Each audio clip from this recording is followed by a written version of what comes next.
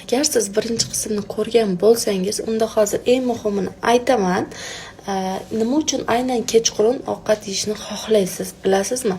Chunki kun davomida yig'ilgan stress kechqurun chiqishni boshlaydi va organizm o'ziga eng oson taskinni tanlaydi. Ya'ni bu ovqat, shuning uchun siz och bo'lmasangiz ham yeyishni xohlaysiz, lekin bu ochlik emas, bu emotsional ochlik.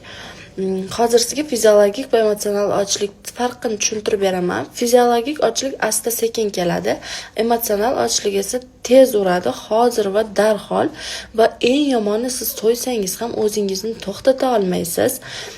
Bunda nima qilish kerak? Hozir oddiy 3 ta qadam aytaman.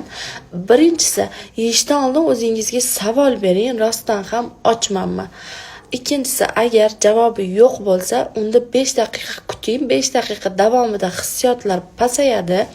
Uchinchisi, o'zingizni biror bir narsaga chalg'iting. Masalan, suv ichish, gaplashish yoki yurish. Chunki tanangiz sizga qarshi emas, tanangiz sizni himoya qilishni xohlaydi. Agar siz ham shu gaplarda o'zingizni ko'rgan bo'lsangiz, kommentariyaga menda ham 2 deb yozing va 3-qismini o'tkazib yubormang, sababi u yerda juda ham kuchli yechimni beraman.